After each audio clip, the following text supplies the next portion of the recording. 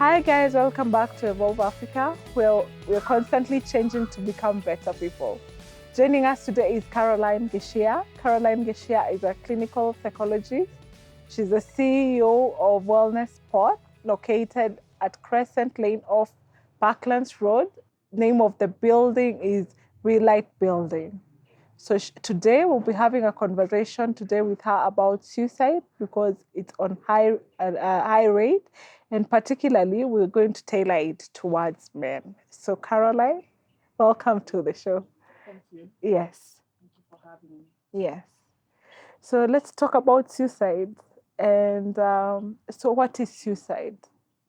Well, suicide is when, a person decides to take their own life and they actually go through with it.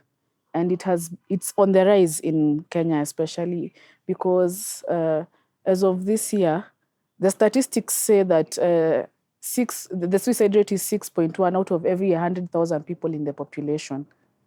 And 3/4 of these are men, a quarter are women who finalize the act of suicide. And honestly, these statistics are pretty low because actually a lot of the times some deaths are not really, they're not really classified as suicide. Sometimes it's not reported. So we are facing quite a huge problem with suicide, especially 3/4 being men. Yeah. So what are the telltale signs that a person is suicidal? I would like to first start with the issue of depression. Yes. So, depression is one of the leading mental illnesses globally, and depression is one of the main reasons why people get into to the point of committing suicide. And there are various stages. Sometimes depression could be something mild; it's manageable with the right, interventions, with the right therapy, with the right support from family and friends, and from your partner. However, it could go to some level where it can go to moderate and even, extreme. Yeah. And in these cases, you find that people experience suicidal ideation. What that means is somebody has a fantasy about committing suicide or keeps having constant thoughts about wanting to end their own life. And eventually, now some people get to the point where they attempt suicide. And for men, generally, men attempt suicide maybe around 3 times before they succeed, because they use crude means a lot of the times. Women tend to attempt 9 to 10 times before they succeed. And probably that could be one of the reasons why the statistics are showing a quarter are women. Yeah. However, the problem of depression, it's pretty even between both genders. It doesn't mean that men experience depression more than women.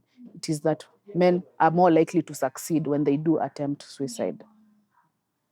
So the main thing I would like probably to share with you is how would you tell that your friend, your coworker, your boss, your employee, your mother, your father, how would you know that they are experiencing depression?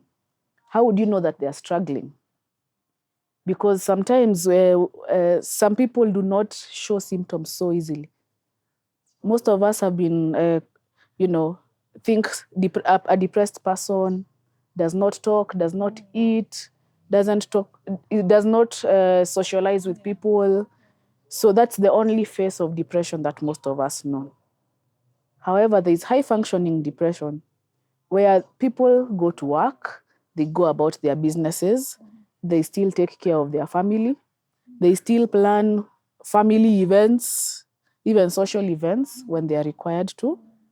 But at the end of the day, they're still struggling with depression. They're still struggling with a disconnection from people. They're still struggling with a feeling of loss of pleasure in the things that they used to enjoy with their pursuits.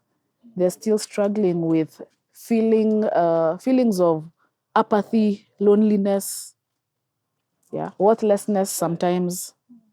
So it's important to be on the lookout for when you know somebody, you can tell something has changed even though it is not very, very obvious to people. But now, if they're high functioning, and we are told a person who is depressed rarely comes out of bed, those are the lookout signs to look out for. But now you're talking about something totally different, a high functioning individual. So how do you know that the person is depressed and yet they are delivering on what they normally deliver on? So they're delivering on what they're expected to do. Yeah. But what you can notice is there's a change in their level of enjoyment of things. Yeah. So maybe I could go more into the symptoms of depression. Yeah. For example, sleeping too much is just one side of the symptom. The main symptom is a sleep disturbance. So the person will either sleep too much or sleep too little. Yeah. The person will either isolate completely, where you might find, if it's your child, for example, or your parent, you might find they no longer want to come and eat together with everyone else. They are keeping to themselves. Or in the case of other issues such as bipolar disorder, for example, manic depression, let me call it that for the purposes of this. They could either be in the depressive state, or they may go into mania, where instead of isolating their the life of the party, they are everywhere. Yes. The entertaining everybody, and you would barely notice until you realize this person, there's something off about them. Another symptom that is the face that we usually know is about loss of appetite. They may eat little, even lose weight, but still the same symptom. It's a change in now diet. On the other side of that, there are those who start to have excessive appetite. They eat excessively, still to manage the same feelings. So the idea is to look out for a change in this person. And when there is such a change, to get them the right help, to get them medical help, basically, when you notice this. Does do children suffer, like small children suffer from suicide? Not suicide, depression rather. Yes, it is possible for children to get depressed. And of course, it happens when a lot of times children don't have the same coping, skills that adults we have.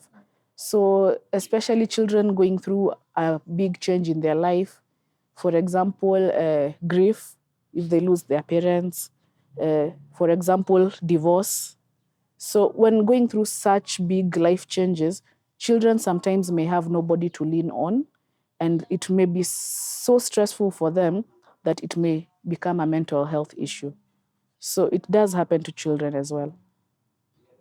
Sometimes we associate depression with weakness. And people, they keep telling you, just go exercise, do something, you can get out of it. It's just, So is depression, does it really just attack like weak characters, or it can attack anybody? Depression is not weakness. The same way, if your friend had a cold, if I had a cold, would you say it's because I'm weak?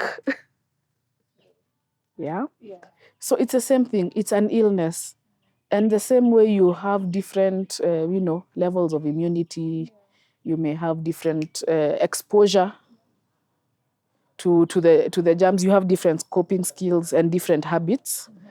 So you could be more susceptible to getting a cold at a certain point in your life because of maybe even change of weather. So the same thing happens with mental issues. For depression, you might be more susceptible to getting it, for example, because of, could have a biological vulnerability. You could have certain issues in your environment that lead to more loneliness. In fact, the way the high stress pace of life nowadays creates a certain environment in which it is more easy to get depressed, just mainly because of the way life has changed. People are more individualistic. So you tend to find you're fighting your problems alone. Or you probably, most people, if, in fact, don't have more than one or two people they can rely on. Some people have none. So even the environment, the way it is changing today, it has left us more vulnerable to going into depression. Yeah. So that aside, the factors that make us more susceptible to it, the same way you would get a cold and you would seek out, you'd go and get some medication, you'd go to hospital. It's the same way when you have a mental health issue, when you check yourself and you find that these days you're not able to cope with things the way you were able to before. Yeah. Of course, the first line is to try to get yourself out of it. But if you observe and see you cannot get yourself out of it with the normal things that you used to make you happy, maybe before you could go for a movie with a friend and you'd be okay after that. Maybe before you'd go for a run, you'd do exercise and you'd be okay after that. But this time it's no longer working. You definitely need to go to see a therapist, see a doctor. And it's not a sign of weakness. It's the same way you would take care of a cold. Do men seek therapy? The reason why I even tailored it more to men is because, like, when women struggle, we meet, we talk about it, we cry over it. And sometimes it feels better, but thinking of a man like has a lot of pressure.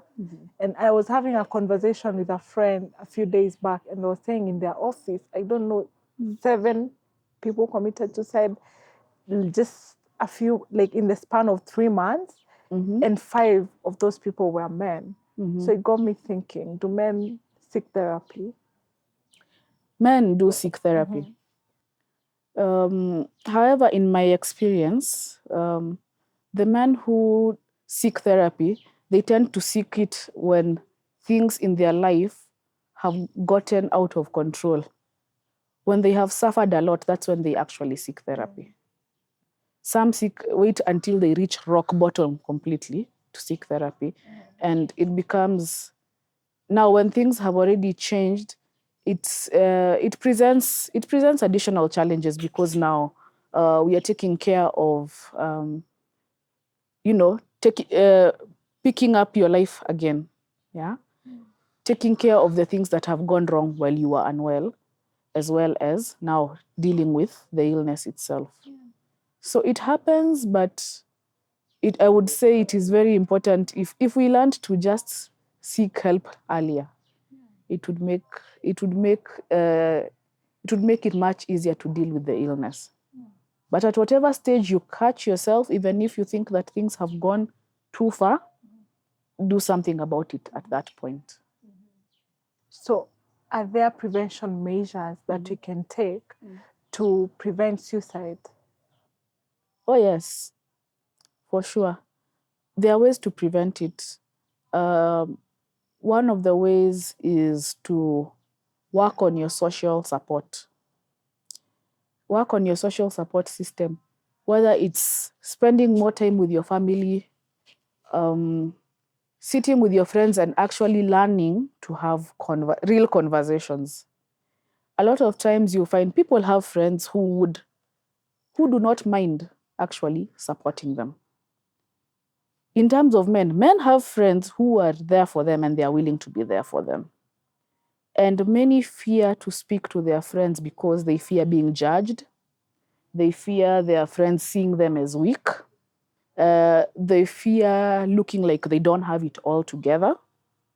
So those are the main, they fear looking like they don't have enough money. Those are the main things I've identified from the men I've spoken to. And because of all these barriers, you find that men have a resource. They have the friends, yes, but they're not making use of them. Others have reported that I have spoken to people who have told me, actually, do you know my friend was going through a divorce? Life was so hard in the house, but for the last 3 years, we had no idea. We'd meet, we'd sit down, we'd have our nyama choma, and nobody knew. And he'd say he was fine the whole time. So learning to actually use your support system, reach out. If there are trust issues, test this person with, little information. See whether they are able to, to keep it confidential. And that way you identify who are your people, who can actually support you. If the other men in your life are not very trustworthy, look to the women in your life. Look to even a different generation. Yeah? Look to somebody who can support you, your aunt. You could even find the men who give you support may not even be the men, your peers. They may not be the same age, but they have gone through the same things. You could find it is older men who are in your parents' generation, but they've gone through it all and they are able to tell you, oh, that is what was stressing you. Actually, I went through this for 10 years. And of course, no, you wouldn't guess I've gone through that. And they are able to hold your hand and tell you, actually, this happens. This is what you can do about it. I'm here to support you. And so now, how will you, if they come and they tell you, how do you support them? If a friend comes and tells you they are going through a very low period, or some may be aware that they are going through depression, how do you support them? Give them resources. One, listen to them without judging them. A lot of times, many people, all they need is somebody to just listen. Don't try to solve anything, don't judge, just listen. The second thing you can do is direct them to most hospitals. Even when you go to the nearest hospital, you can find availability of counseling services. That is even for the government hospitals, the county hospitals. Even private hospitals have counselors available. Yeah. In some cases, you might even need to see a doctor, a psychiatrist. They are available in some hospitals and you can be referred to them. So give your friend those resources. There is also a helpline that's done by the government in conjunction with Safaricom and other partners. It's 1190. 1190. 1190, 1190. That helpline is available. You can reach out to that helpline and call, and they are able to assist you from there.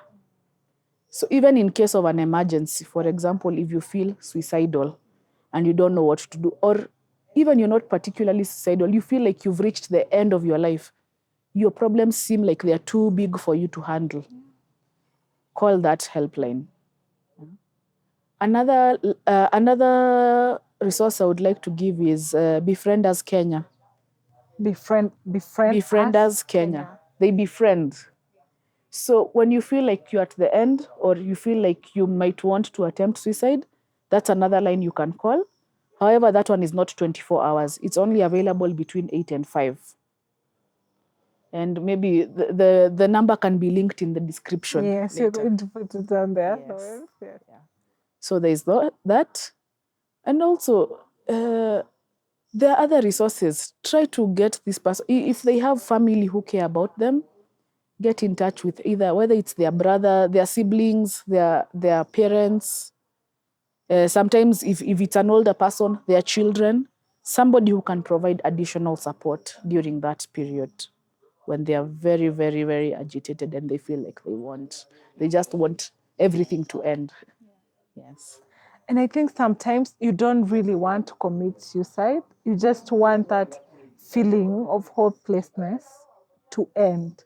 Yes. Yeah. So there's a better tomorrow. Sometimes you're told, like, if you find a person struggling with suicidal thoughts, you call the police. Do you think that's a good measure to take? Well, I think the first call should be to the nearest hospital. If you're not able to handle it yourself, try to find a way to get that person to hospital. They are able to deal with the issue from there. Yes. Depending on the situation, you might also need to get the police involved. Yes. And right now, the biggest issue with the police is that suicide is still criminal in Kenya. That means it's an offense. It's a crime to attempt suicide. So what happens what the police are technically supposed to do is to arrest the person who has attempted. However, these days police have some trainings which they are doing to deal with issues of people who have been gone through violence, who have attempted suicide and all that, and they are able to assist them in other ways. However, the first call should still be to a hospital. Yes. So when you talk about depression, you said there are prevention measures for suicide. So are there prevention measures for depression? Once we were having a conversation with a friend, and he was saying he's going to take his kids to NYS so that they develop resilience, so that this to depression of life, they don't get to the kids. And sometimes also I was having a conversation with an older generation, and they were saying, I think this generation is very soft. And these things, they are just seeing them now. In their time, they were not this to depression, to things. It's becoming complicated now because you can't take life. So are there prevention measures? That is actually a pointer. It would seem this generation has less resilience than the previous generations. So that's definitely a factor. Yeah. However, I would hesitate to say that this generation is experiencing more mental health issues than the previous one. What I can say is, what I've observed is the previous generation still does have the mental health issues. Those mental health issues were even there, even during the generation of our grandparents and great grandparents. They were there. However, it was not very well known, and those people, there was a lot more emphasis on duty. So yeah, you'll find the people with high functioning depression tend to be older. Yeah. Yes. So they'll still look functional, but the issue is still there because it's something that's part of the human experience. Yeah. So at this point, I would say, yes, trying to improve your resilience as a person would be a good thing to do. I'm not sure NYS is the right way to do it, though. Yeah. Yes. But the biggest thing that can help you prevent issues to do with depression is looking at your degree of engagement. Be highly engaged, whether it's with your chama, whether it's with your church, whether it's with your CSR activities at your local mosque. Be engaged, whether it's Rotaract, whatever way you find to be deeply engaged socially, whether it's with your family events, whether it's with your husband, your children. Engagement is a very good antidote. Then self-care, self-care, self-care, self-care. Whatever thing that you do that gives you satisfaction, happiness, pleasure, that thing is not an accident. It's something it's supposed to be there for your enjoyment. So if you enjoy swimming, go and swim. If you enjoy doing hair, makeup, and beauty, do that. If you enjoy going for a road trip with your friends for nyama choma, do that. If you enjoy, hanging out with your friend and fixing cars on the weekend, go and do that thing. That is what helps us keep balance, because life these days, making money and working takes a lot of, it takes a lot out of us. It takes a lot of energy. It takes even emotions. It takes dealing with people. So it's important at least every week, find some way to reward yourself. Find some way to just be in an environment where you can be fully yourself and immerse yourself in the experience. So you said social support. What about introverted people who enjoy their space and they keep to themselves? How can they help? How can they prevent depression? Introverted people, it does not mean they don't need social support. They do need social support. It just means that the engagement, the kind of activities they would prefer to engage in may require just one person. Yes? So that's why I'm talking about self-care, the things you enjoy. If you enjoy sitting at home with a warm blanket and reading your book or drawing or writing, whatever it is you enjoy. Make time to do that thing. The social support, the friends that you have, maybe you're an introvert, you have one friend or two friends. Whether you'll take just a little time, make sure you invest time in that friend that you have. So it's all about balancing. Whichever way works for you, make sure you get into that way that works. So for families dealing with people struggling with mental health, where do they seek help, and how will what do I want to ask? Where do How they do you seek assist help? them? How do you assist them? If you have a loved one or even a friend, I'm sure maybe even some of you, as we were speaking, you went like, I know somebody with high functioning depression. Or you just realized maybe I'm off. I must be going through depression right now.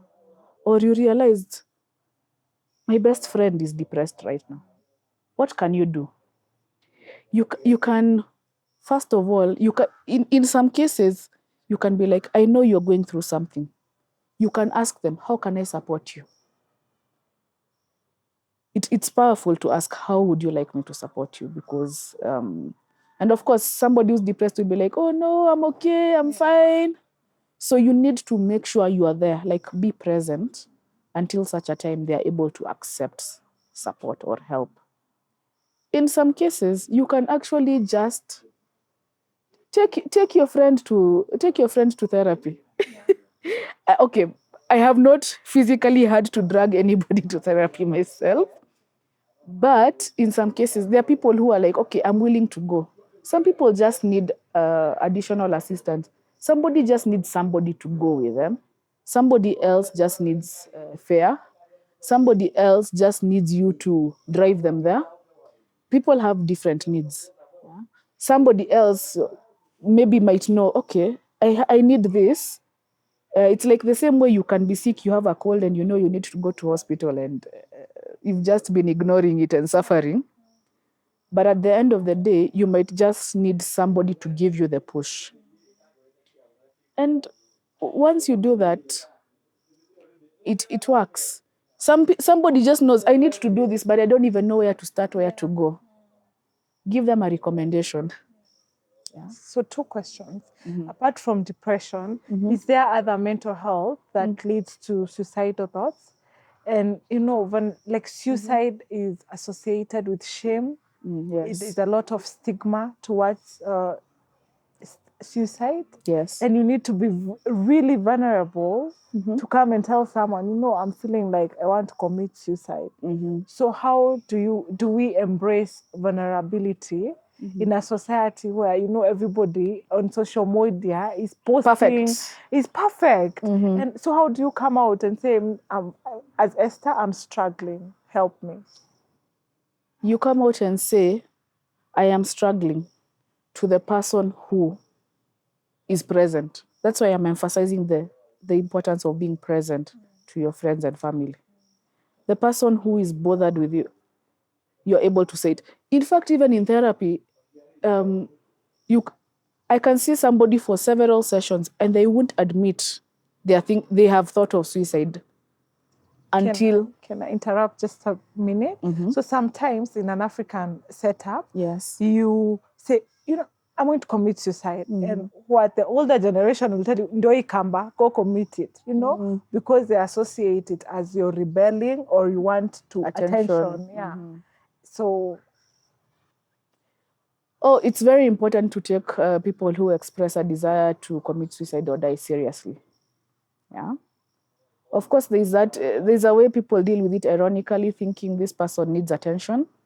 And a lot of times people who have those attention-seeking issues, that's a symptom of some mental illnesses. Yes. So you could find, yes, they're saying it and everything, but they actually do need help. Whether they are serious about actually committing suicide, we cannot take that risk because taking that risk, the consequences are very severe. You'll start dealing with a funeral. Yes. So if somebody is saying that, whether or not you think they are just seeking attention, deal with it by going to the right, seeking the medical help that they need. Then from there, they can be able to learn skills, the skills they learn in therapy, skills on how to, handle certain things, skills on how to change how they perceive certain things, skills on how to cope, resilience. Yes. So it is very important not to ignore anybody who claims they want to commit suicide. Even sometimes some people post on social media. Don't take it as a joke. Reach out to that person. If they need you to, if you need to take them to hospital yourself, take them. Yes. Is there any other thing you feel you've not covered for this topic? I think what I can say is mental health and physical health. They're all areas of our health or our well-being. So everybody, the same way everybody needs to take care of their physical health, nutrition, exercise, the basics, drinking water. The same way you take care of your physical health, you need to take care of your mental health. And they usually, feed onto each other. Sometimes when you feel low or you're experiencing something, you might check and find you've not been sleeping enough, you've not been eating properly, you've not been eating nutritious food, you've not been drinking enough water. So you've not been exercising. So those basics, if you take care of those basics, it helps both your physical health and your mental health. Yeah. And if you go further now, it's good to, check on yourself once in a while. Do things that fill your cup. Do things that, excite you, things that get you back to who you really are. Not all the roles you have to perform. You have to be a husband, you have to be a boyfriend, you have to be a father, you have to be the chairman of the family committee. There are all those, but you make sure you create time where you can just be yourself without so many expectations and roles from everybody else. I think that is very well put. Fill your cup, because you can't give from an empty cup. Whenever you fill from an empty cup, you start feeling resentful, angry, frustrated. So let's fill our cup with self-care, as you said. And as we wrap it up, I think there's this quote I saw, and it said, suicide is not the cure, because it just transfers the problem to other people, to somebody else. So it's not the solution. So whenever you start feeling suicidal and you start feeling like you're struggling here and there, it's best to seek help. So thank you so much, Caroline, for having this conversation with us. We're going to share her contacts below for if you're struggling, or if she's as we said, a very well trained clinical psychologist. So thank you for tuning in, and bye. See you next time. See you next time.